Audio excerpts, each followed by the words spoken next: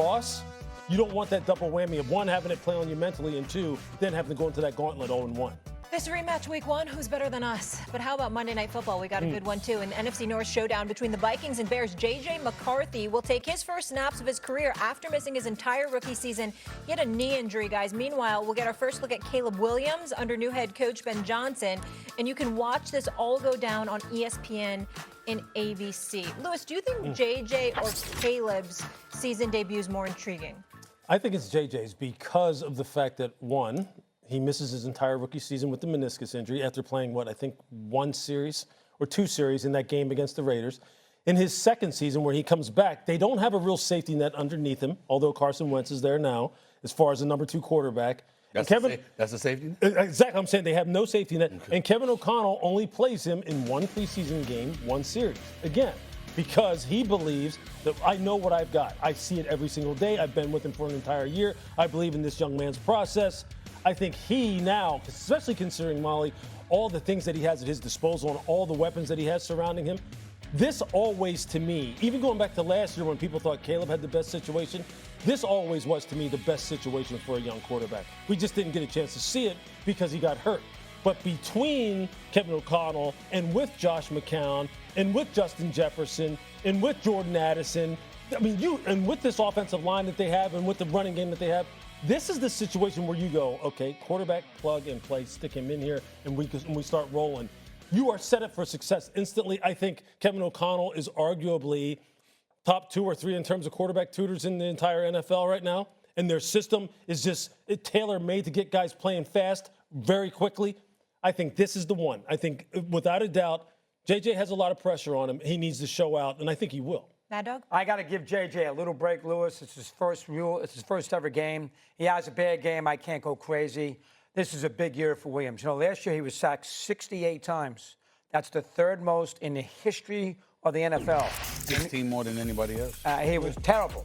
And there was a big story in the Times this week with the quarterback tiers, and they put him in the 3rd tier. And there was a quote in there from a defensive coordinator who faced him last year. He said, listen, I never saw a guy who didn't know when to get rid of the ball. It was a tough quote for Caleb Williams. I don't know if you read it. It was a tough quote. The idea was indecisive in the pocket. And so as a result, he's got a new offensive coordinator. The Bears have never had a quarterback. We all know that since my buddy Luckman back in the late 40s. So as a result of that, I think this is a much, and they're home. I think it's a much bigger scenario for Caleb than it is for J.J. McCarthy. I get where you're coming from, Doggy, and I don't necessarily disagree with you from the macro perspective, but I'm still going to go with J.J. because of this reason. I'm going to go with him because of O'Connell. This is the quarterback whisperer, right? Sam Darnold was playing for you last year. That man threw 35 touchdowns. Okay, 35 touchdowns, 12 interceptions, over 4,300 yards, and you let him walk out the door. Why'd you let him walk out the door? Why didn't you pursue Aaron Rodgers? Because of some rookie from Michigan who was the first top 10 quarterback drafted that never threw for 3,000 yards in the season, never rushed for more than 500 yards in the season. That's never happened before with a top 10 quarterback pick. But that's what we're talking about with J.J. McCarthy. And I found myself saying, the faith that you're showing in him, like, damn, he has 27 dropbacks in the NFL in preseason. That's it. That's all you got. And you said the hell with everybody else. Okay? And Carson Wentz, like I said, I want to hear that he's a security blanket. So you really, really, really are all in on J.J. McCarthy. And I'm like, why? I know he won a national championship. I know the brother's got a good pedigree. I know he can play. I'm certainly not trying to cast any aspersions out last year with the torn meniscus. I get that. I'm just saying, no experience in the NFL whatsoever. And all of these quarterbacks out there, and Kevin O'Connell's like, nah, this is the dude. This is our future now. And I'm like, really?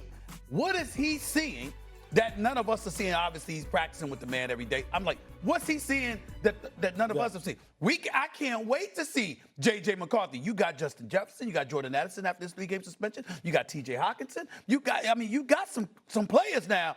What are you going to do? I can't wait to find out.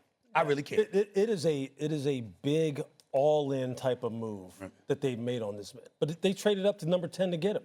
There's another team that traded up to 10 to get a quarterback at one point in time, too. And then they let a veteran go who had just made the Pro Bowl that year. I'm not saying J.J. McCarthy is going to be Patrick Mahomes, but that's exactly what happened in Kansas City. They traded up, got their guy. A guy had a great year. He moved on. Alex went to Washington. It's the same scenario now with Sam Darnold.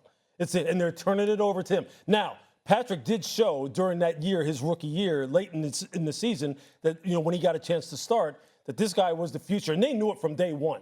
They almost put him in. They wanted to maybe put him in the starting lineup his rookie season, but they sat on their hands and did the right thing. They let him sit for a year. I'm not saying, again, that JJ is going to have a Patrick type of effect, but I can tell you this. I would bet he comes out the gate absolutely rolling, because if you do really study his tape at Michigan, he was good. They just didn't ask him to do this kind of things that you expect. But I'm telling Stephen A, he was good. Yeah, but I'm not questioning that. I'm saying in the National Football League, you know this better than me, you don't really see a team say, we're all in on this rookie with no security blanket whatsoever. Major. And that is a big-time move. By the way, when I brought up the 3,000 pass yards, the 500 rush yards, no top 10 quarterback, that's since Joey Harrington in 2002. But that's another story for another day. Caleb Williams, to your point, 68 sacks last year.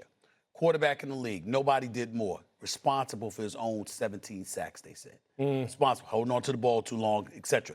But that still leaves you with 51 times you were sacked, courtesy of your offensive line not protecting you. I'm like, damn, we're going to find out about Chicago too. But I really, really want to see J.J. McCarthy, because I got to see what the hell this is about. Louis, you and I, before you catch the train on the Acela, let's take out the Maryland tape from a couple years ago when McCarthy threw about 7 interceptions in Maryland. You know what? Can we do that? I can take out some tape of Tom Brady throwing a couple of interceptions too.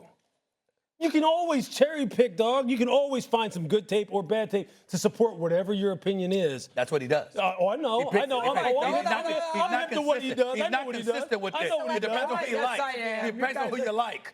Who you like. Well, you fight the same fight. I'm trying to beat you two constantly. Well, you're easy. He's hard. How do you think you're doing on the double team right now? I killed him with the I'm still waiting to lose a debate to you. I'm still waiting to lose a debate to you. That's never happened.